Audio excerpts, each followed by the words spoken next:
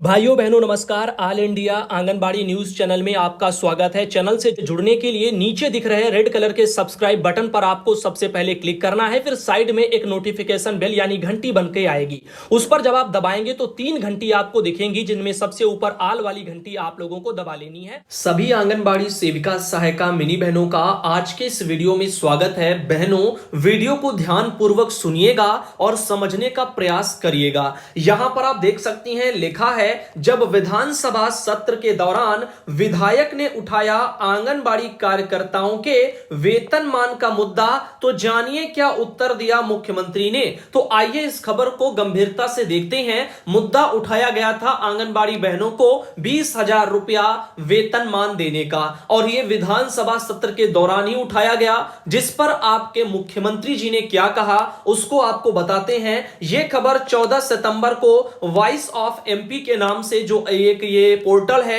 उस पर प्रकाशित की गई है, और हमारे पास मध्य प्रदेश के शाजापुर जिले से आती हैं सलमा बी बहन, जिनके द्वारा ऑल इंडिया को भेजी गई है। तो आइए देखते हैं विधानसभा में आंगनबाड़ी बहनों के मानदेय वृद्धि को लेकर के क्या कहा गया, और उस पर जो है मुख्यमंत्री ने क्या रिप्लाई दिया मानदेय बढ़ने पर। तो देखिए यहां पर आप देख सकते हैं, नीचे लिखा है कि भोपाल प्रदेश के हर जिला स्तर पर आंगनबाड़ी कार्यकर्ता, आशा उषा कार्यकर्ता इनका प्रदर्शन करते हुए अपनी मांगों को लेकर के बेचारी बार बार ज्ञापन दे रही हैं, जिसी को लेकर के एक विधायक हैं, उन्होंने विधानसभा सत्र के दौरान आंगनबाड़ी बहनों की समस्याओं को, वेतन वृद्धि की मांग को वहां पर उनके सामने जो है रखा। लिखा है मांग में शासन से अपना वेतन बढ़ाए जाने के लिए आंदोलन कर रही हैं बहनें। वहीं आज मध्य प्रदेश में कार्यरत आंगनबाड़ी और सहायिका बहनें, इनका वेतन कब तक बढ़ जाएगा, इसके बारे में विधानसभा के मानसून सत्र में विधायक सुनील जो है उइके हैं, इनके द्वारा प्रश्न पूछा गया कि क्या मुख्यमंत्री यह बताने की कृपा करेंगे कि आंगनबाड़ी कार्यकर्ताओं को 10,000 रुपए वेतन के स्थान पर 20,000 रुपया वेतनमान और सहायिकाओं को 5,000 रुपया वेतन के आधार यानी मानदेय के स्थान पर 10,000 रुपया वेतन दिया जाना था। यह वेतनमान कब लागू किया जाएगा। तो विधानसभा सदन में मुख्यमंत्री शिवराज सिंह चौहान के द्वारा लिखित उत्तर दिया गया है कि आंगनबाड़ी कार्यकर्ता और आंगनबाड़ी सहायिका, इनका जो पद है वो मानसेवी होने से वेतनमान इन पर लागू नहीं होता है। कुल मिलाकर के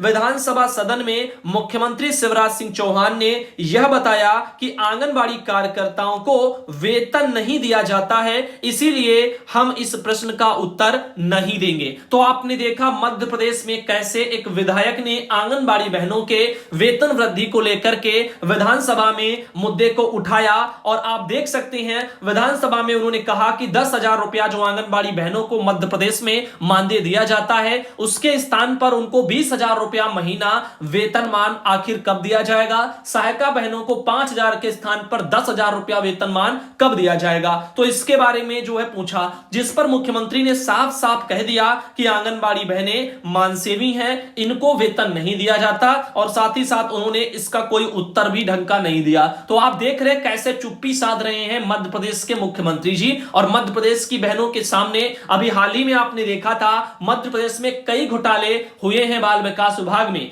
कई करोड़ों के। तो आप लोगों को पता है मध्य प्रदेश में बाल विकास विभाग जबकि मुख्यमंत्री जी के ही हाथ में है, और फिर भी आप देख रहे हैं इस तरह से बड़े बड़े घोटाले होना। उसके बावजूद विधानसभा के सत्र में आवाज उठाई जाए जब बहनों के लिए किसी विधायक के जरिए, तो उस पर भी उनकी तरफ से कुछ ऐसे बयान का आना अपने आप में आंगनबाड़ी बहनों के मध्य प्रदेश में सरकार के फ्यूचर को बयां कर रहे हैं कि वहां पर बहनों का फ्यूचर आने वाले जो है भविष्य में वो यानी उनका जो फ्यूचर है आने वाले समय में कह सकते हैं वो कैसा रहेगा। तो आपने देखा कि 20,000 रुपया वेतन की आवाज तो लगाई विधायक ने, लेकिन वो काम की नहीं रही, क्योंकि मुख्यमंत्री इसको देना नहीं चाहते हैं। वो साफ कह रहे हैं कि आंगनबाड़ी वेतनमान इनको नहीं मिलता, ये मानसेवी है। अरे मानसेवी है तो मानदेय बढ़ाओ, जरूरी है वेतनमान। विधायक को शायद पता नहीं होगा कि आंगनबाड़ी बहनों का जो है यहां पर जो है उनको मानदेय मिलता है, लेकिन उन्होंने सब सही लिखा है, आप देख सकते हो। उन्होंने कहा था कि 10,000 रुपए के स्थान पर उन्होंने कहा कि वेतनमान कब दिया जाएगा। तो भाई नहीं प्रावधान है तो प्रावधान करिए सरकार,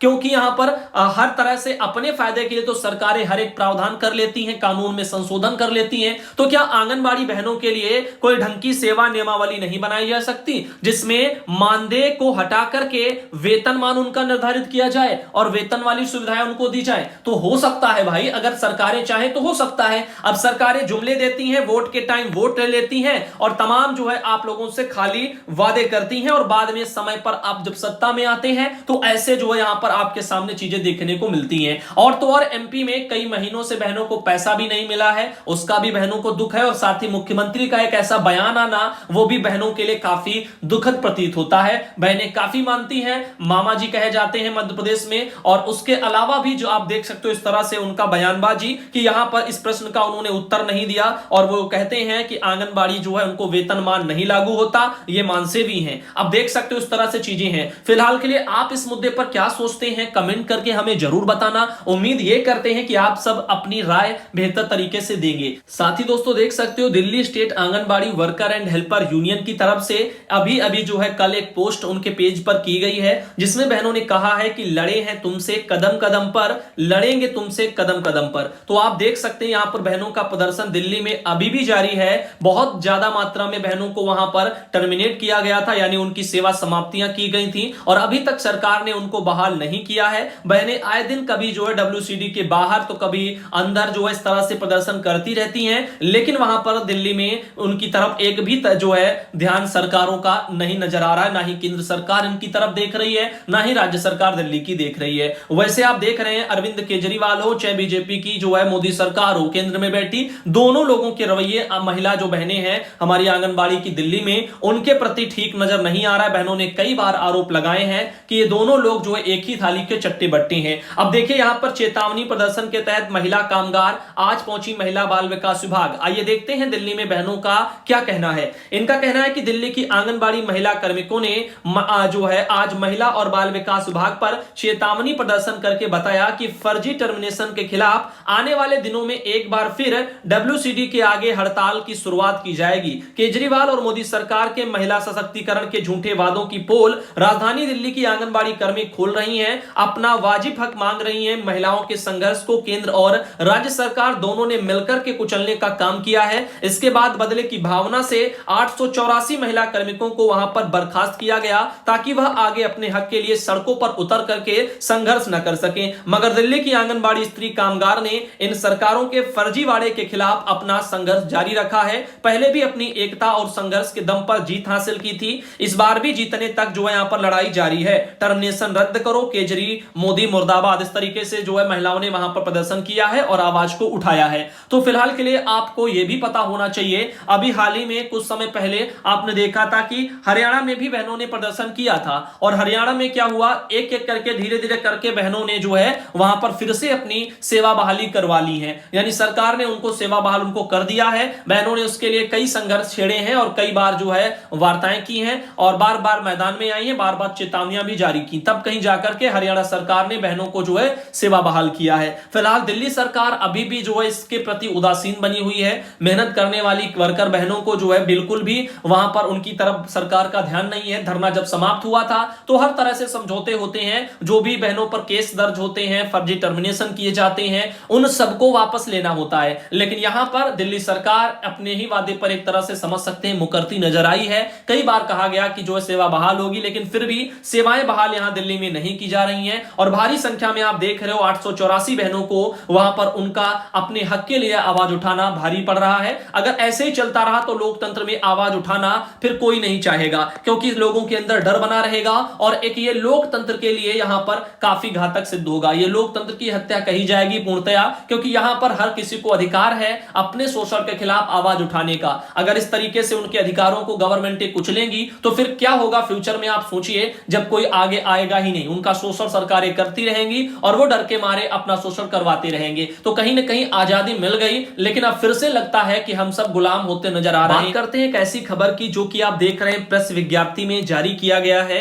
मधुमक्खी पालन से जुड़ा हुआ मैटर है, और ये जिला उद्यान अधिकारी जो महोबा के हैं हैं, उन्होंने 13 जो है सितंबर को ये एक प्रेस विज्ञप्ति निकाली है। तो जिन भी किसी किसान भाइयों को या किसी को भी मधुमक्खी पालन करना है, अगर आप जो है महोबा से आते हैं तो आप यहां संपर्क कर सकते हैं। इसमें लिखा गया है कि मधुमक्खी पालन अनुपूरक कृषि उद्यम के रूप में महत्वपूर्ण स्थान रखता है। मधुमक्खियां प्रत्यक्ष और अप्रत्यक्ष रूप से किसानों के दैनिक जीवन से लेकर के उनकी आर्थिक आय बढ़ोतरी में सहायक होती हैं। मधुमक्खियों से शहद उत्पादन के साथ साथ फसलों में पर परागण से पौधों की जीवितता और उत्पादन में वृद्धि होती है तथा पर्यावरण संतुलन में भी इनका महत्वपूर्ण योगदान है। किसानों की आय में वृद्धि के लिए कृषि के साथ साथ अन्य ऐसे अनुपूरक व्यवसाय अपनाए जाने की आवश्यकता है जिसमें कम भूमि और कम पूंजी की जरूरत हो। मधुमक्खी पालन को अनुपूरक कृषि उद्यम के रूप में अपना करके कम पूंजी और कम समय में अधिक आय प्राप्त की जा सकती है। उद्यान और खाद्य प्रसंस्करण विभाग उत्तर प्रदेश के द्वारा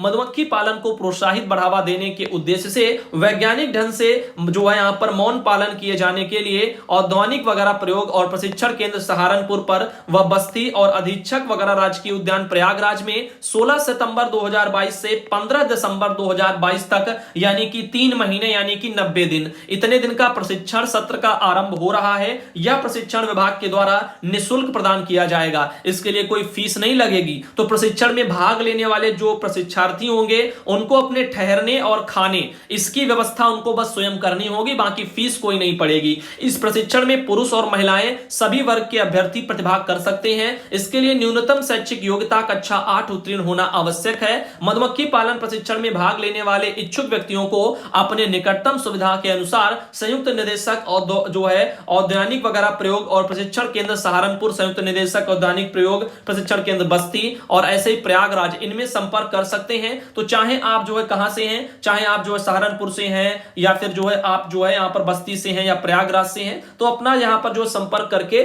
और आप ट्रेनिंग ले सकती हैं। तो मधुमक्खी पालन का प्रशिक्षण दिया जाएगा और इसके बारे में ये एक जानकारी आई है। और इसमें कहना है कि आवेदन पत्र के साथ में 2 संभ्रांत व्यक्तियों या राजपत्रित अधिकारी के द्वारा प्रदत्त चरित्र जो है प्रमाण पत्र आवश्यक है। तो वो अपना कैरेक्टर सर्टिफिकेट बनवा लेना और फिर आप इसमें कर सकते हैं। अगर कोई इच्छुक है तो उन जिलों में